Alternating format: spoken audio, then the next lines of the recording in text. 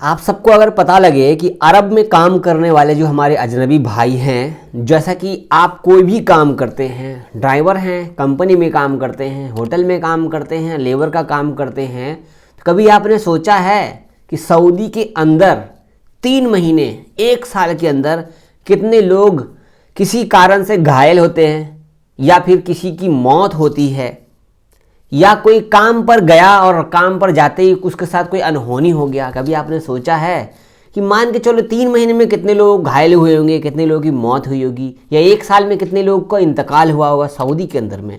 कभी आपने सोचा है? और कतर के अंदर जो फीफा वर्ल्ड कप हो रहा है, कतर में जो स्टेडियम बनाया गया है, 8-7 जो भी 100 होटल बनाए गए, मेट्रो, हवाई अड्डा, सब कुछ नया बनाया गया, तो आप सबको मालूम है कि वहाँ पर कितने लोगों का इंतकाल हुआ। क्या आपको पता है?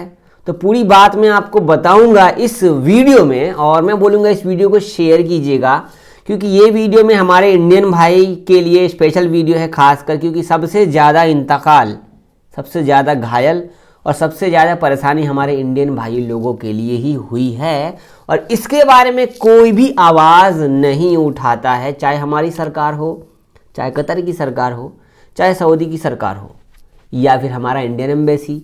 कभी भी इस पर कोई भी बोलबाला इनका नहीं निकलता है। बस ये अपने क्रेडिट को लेकर घूमते रहते कि हमने एक काम कर दिया तो इससे अजनबी को बहुत फ़ायदा हो जाएगा।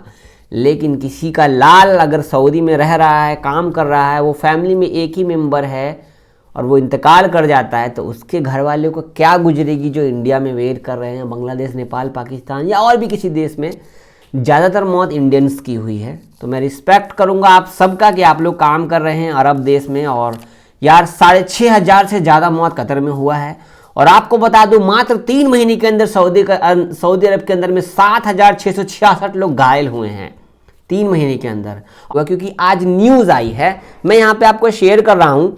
सऊदी अरब में ड्यूटी के दौरान घायल होने वाले कर्मचारियों की संख्या में इजाफा हुआ है। तो यहाँ पे आप देख सकते हैं हमारे भाई लोग किस तरीके से काम कर रहे हैं। तो यहाँ पर बताया जा रहा है सऊदी अरब में national institute of social insurance ने कहा है कि इस साल, ये तो इंश्योरेंस वाले बोल रहे हैं, ये जो है इंश्योरेंस वाले बोल रहे हैं, क्योंकि डोमेस्टिक वर्कर्स का तो इंश्योरेंस ही नहीं होता है, ये प्राइवेट सेक्टर कंपनी वालों की बात हो रही है यहाँ पे, ठीक है, ध्यान रखिएगा।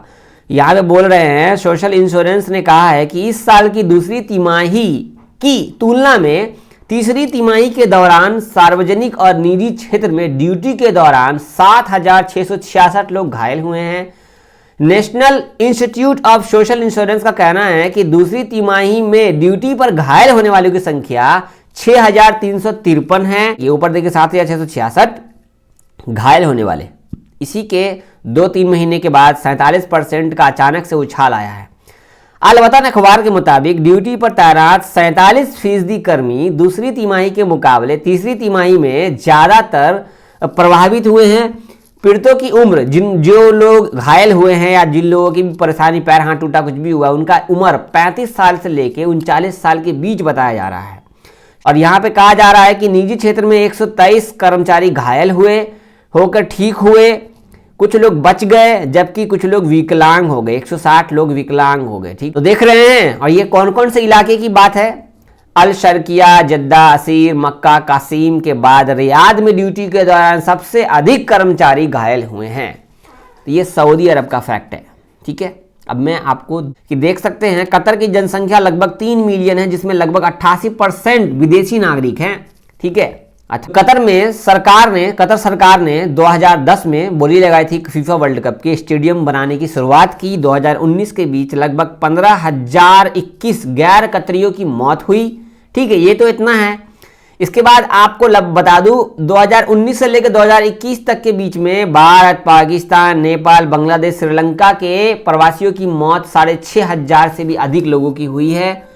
और लगभग बता दूं कि फीफा वर्ल्ड कप बनाने के स्टेडियम में लगभग 30,000 लोग काम कर रहे थे।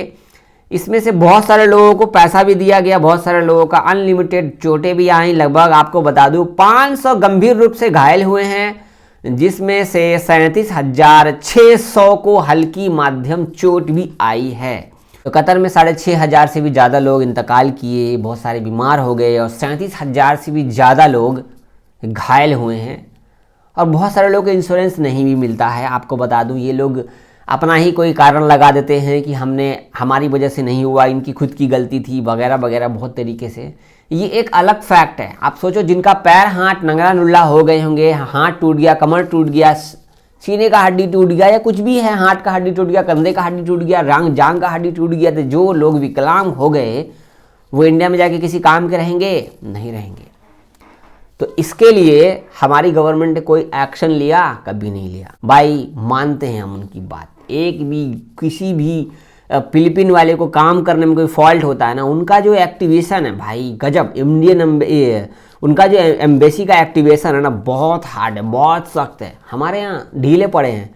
आप कमेंट लिखोगे, ट्विटर पे ट्वीट करोगे तो जी हाँ, आप अपना नंबर भेजिए, मोबाइल भेजिए, हम आपसे कांटेक्ट कर लेंगे। अरे मैं सऊदी अरब के अंदर हूँ, आपके पास खुद मोबाइल नंबर होगा, तो आप क्या बात कर रहे हो? ये बताने का मेरा रीज़न क्या है। हम सब अरब की तारीफ़ करते हैं, यार सऊदी में काम करना हमारा सपना है, अरब में काम करना हमारी ज़रूरी है, हम अरब में अगर काम करते हैं तो हम कामयाबी हासिल कर लेंगे।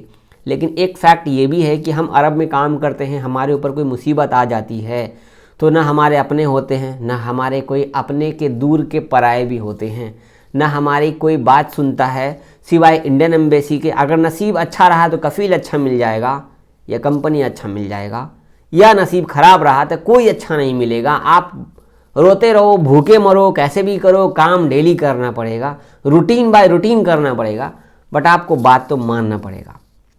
ये एक अलग सच्चाई है जो कि हर कोई आदमी जो अरब पहली बार आना चाहता है वो इस बात पर ध्यान नहीं देता है। जब वो अरब या किसी भी मुल्क या कोई भी अमेरिकन देश या किसी भी अपने इंडिया से किसी भी दुनिया के देश में आप काम करने जाते हो, सब जगह सेम फैक्ट है। बट हाँ, रूल अलग अलग होते हैं। कहीं का रूल अच्छा है, कहीं का रूल ख़राब है। किसी देश का रूल बहुत ही हार्ड है, किसी देश का रूल को खैर कोई फॉलो ही नहीं करता है। सेम लाइक अगर कोई फिलीपींस का आदमी सऊदी अरब में इंतकाल करता है तो उसके जो है बहुत सारे राइट्स मिलते हैं, उनकी सैलरी मिलती है, उनको उनका जो बॉडी है घर भेजा जाता है प्रॉपर अच्छे तरीके से, बिना कोई देर किए हुए। उनका जो सैलरी बेस है 1 साल 2 साल 3 साल जो भी है, जितने दिन का एग्रीमेंट था उनका, वो पूरा पैसा दिया जाता है, प्लस इंश्योरेंस की तरफ से पैसा दिया जाता है। ये फिलीपींस वालों का रूल है। वही रूल हमारे तरफ तो नहीं है, हमारे यहाँ तो है ही नहीं। किसी को मैंने तो आज तक नहीं सुना कि किसी अजनबी के मौत पे या किसी कोई घायल हो गया तो किसके कफील ने या कंपनी ने पैसा दिया हो या कुछ भी, ऐसा तो मैंने नहीं सुना। लेकिन हाँ, ये लोग देते ऐसा नहीं देते, रुला के देते हैं। और कुछ कफील अच्छे होते हैं, कुछ कफील अपना समझते हैं, तो वो तो भाई बिना बोले हुए दे देते हैं। ऊपर से छोड़ो कानून को, गोली मारो, हम आपका डेड बॉडी भेज देते हैं, आपका बच्चा हमारा बच्चा था 2-4 हज़ार रियाल या 10,000 रियाल या 20,000 रियाल दे देते हैं। एज ए फैक्ट मैंने खुद भी देखा है, सामने रह करके मैंने खुद भी देखा है। तो यार अरब में काम करने की ना एक अलग चुल होती है लोगों की कि यार नसीब बदल जाएगा। लेकिन एक ये भी फैक्ट मैंने कहा ना कि यहाँ की जो सच्चाई है, जो अरब में काम करते हैं उनके दिल से पूछो, उनके दिल का हाल। अगर आपने एक बार उनका हाल पूछ लिया तो कसम से बताता हूँ, कभी भी आप अरब की दुनिया में पैर रखने की कोशिश नहीं करोगे। मैं डरा नहीं रहा, मैं बस आपको एक एहसास दिलाने की कोशिश कर रहा हूं कि जितने भी हमारे अजनबी भाई सऊदी अरब, दुबई, कतर, ओमान, बहरीन में 5 साल 10 साल 20 साल 25 साल से काम कर रहे हैं, जो उनकी पोस्ट शुरू में थी वही पोस्ट आज भी है। लेकिन ये लेबर फैक्ट मीडियम वर्क के लोगों की बात कर रहा हूं। लेकिन जो अच्छा पढ़ाई करके जाते हैं अपने इंडिया या किसी भी देश से, उनका जॉब अच्छा होता है, उनका लाइफ अच्छा होता है। उनके ऊपर जो ऑफिसर्स होते हैं, उनकी जो लिएबिलिटी होती है, उनका जो मतलब इंश्योरेंस सिस्टम होता है, उनका जो काम करने का तरीका होता है, वो थोड़ा हाई प्रोफाइल होता है, क्योंकि आपने पढ़ाई करके अरब में गए हो काम करने के लिए। लेकिन जो लेबर क्लास, ज़्यादातर परेशानी में कौन आते हैं? लेबर क्लास के लोग, मीडियम क्लास के लोग, ड्राइवर, पेंटर, वेल्डर, आपको मेसन, घर बनाने वाले, लकड़ी का काम करने वाले, ड्राइविंग करने वाले, कंपनी में ड्राइविंग वाले, खाना बनाने वाले, इन सब के ऊपर ज़्यादा प्रॉब्लम होता है। समझ रहे हैं? ये है फैक्ट। तो वीडियो को शेयर कीजिएगा। हमारी वीडियो फेसबुक पे देख रहे हैं तो प्लीज़ वीडियो को शेयर कीजिएगा, हमारे पेज फॉलो कीजिएगा प्लीज़। नया पेज बनाया है, आप लोगों से रिक्वेस्ट है कि इंडियन एम्बेसी ने मेरा पेज वगैरह सब बंद कर दिया, तो प्लीज़ फॉलो कीजिएगा, डिस्क्रिप्शन में लिंक मिलेगा। वीडियो बड़ी हो गई क्योंकि इन्फॉर्मेशन बताना भी बहुत बड़ी बात है, और आपको छोटी सी वीडियो बनाऊं तो उसमें अपडेट पूरा नहीं हो पाता है, मेरी मजबूरी है, बड़ी वीडियो बन जाती है। बहुत शुक्रिया, अल्लाह हाफिज़। भाई प्लीज़ मेरे पेज को लाइक कर लीजिएगा, प्लीज़ रिक्वेस्ट है आपसे।